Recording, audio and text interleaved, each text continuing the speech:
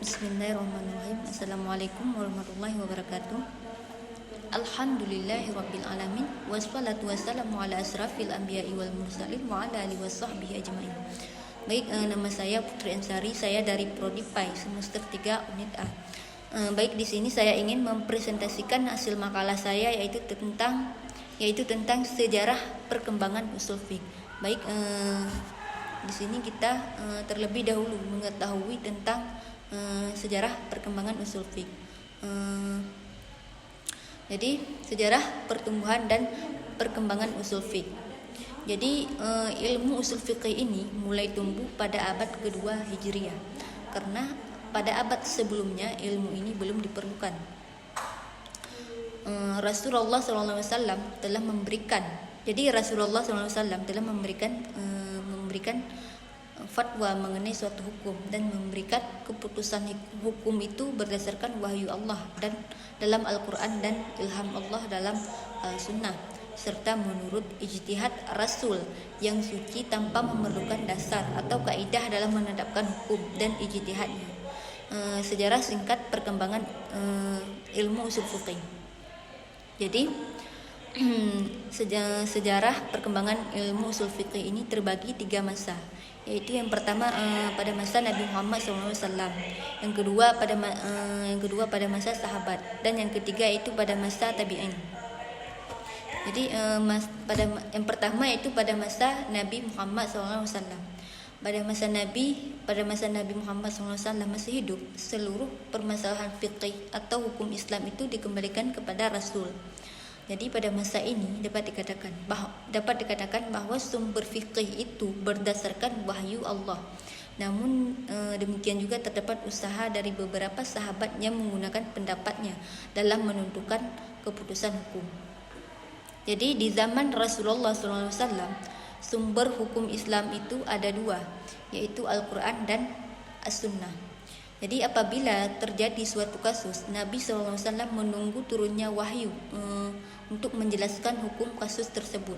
Apabila wahyu itu tidak turun, maka Rasulullah SAW menetapkan hukum kasus tersebut melalui sabdanya yang dikenal dengan hadis atau sunnah. Dan yang kedua itu pada masa sahabat. Wafatnya Rasulullah SAW menggores catatan baru dalam penetapan hukum. Munculnya para sahabat setelah Nabi wafat melahirkan permasalahan baru yang tidak ada pada zaman Nabi terkait dengan metode penetapan hukum. Untuk menetapkan hukum baru, maka di antara sahabat berijtihad dengan bersumber kepada Al-Quran dan hadis.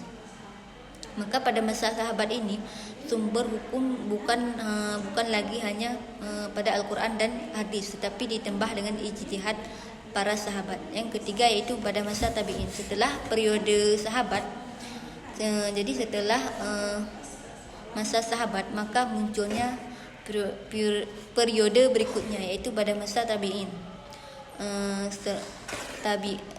Tabi'i al-tabi'in serta imam-imam mujtahid sekitar abad kedua dan ketiga Hijriah. Pada masa ini daulah Islamiyah sudah semakin berkembang dan banyak muncul kejadian baru. Poin selanjutnya itu pengertian usul fiqh. Definisi usul fiqh dapat dilihat sebagai rangkaian dari buah kata, yaitu kata usul dan kata fiqih. Dapat dilihat pula sebagai satu nama bidang ilmu dan ilmu syariah.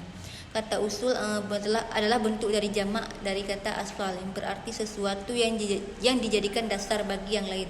Sedangkan pengertian fiqih berasal dari kata faqiha yafqahu fiqhan, yang berarti mengerti atau paham.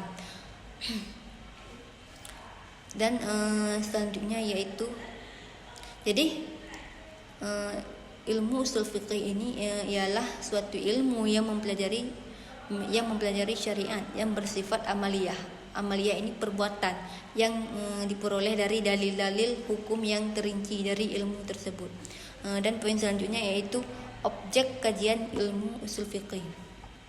Adapun yang menjadi objek pembahasan ilmu usul fiqih ialah tentang dalil yang masih bersifat umum. Dilihat dari ketetapan hukum yang umum pula. Dari objek pembahasan ini akan dibahas tentang macam-macam dalil, syarat dan rukunnya, tingkatannya serta kehujahannya. Dan poin selanjutnya itu tujuan usul fiqih.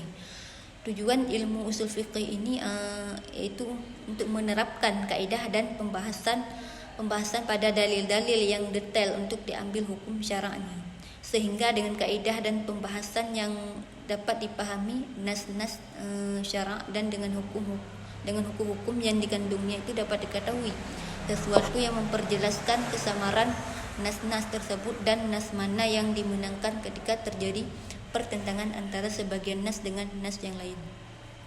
Jadi tujuan mempelajari usul fiqh ini adalah salah satunya itu untuk memelihara agama Islam dari penyimpangan dan penyalahgunaan dalil-dalil syara' sehingga terhindar dari kecerobohan yang menyesatkan. Dan poin selanjutnya itu landasan ilmu usul fiqh. Yang pertama itu akidah. Jadi akidah ini keyakinan terhadap kebenaran Al-Quran dan Sunnah serta kedudukannya sebagai sumber hukum atau dalil syar'i, bersumber dari pengenalan dan keyakinan terhadap Allah. Sifat-sifat dan perbuatannya yang suci juga bersumber dari pengetahuan dan keyakinan terhadap kebenaran Muhammad Rasulullah SAW. Dan semua itu akan dibahas dalam ilmu akidah. Yang kedua yaitu bahasa Arab. Karena Al-Quran dan As-Sunnah ini berbahasa Arab, maka untuk memahami maksud setiap kata atau kalimat di dalam Al-Quran dan Sunnah diperlukan pemahaman bahasa Arab. Yang ketiga itu Al-Quran dan Sunnah. Dan yang keempat itu akal. Baik, hanya ini yang dapat saya sampaikan. Lebih dan kurang saya mohon maaf. Wabillahi taufiq wa hidayah. Wassalamualaikum warahmatullahi wabarakatuh.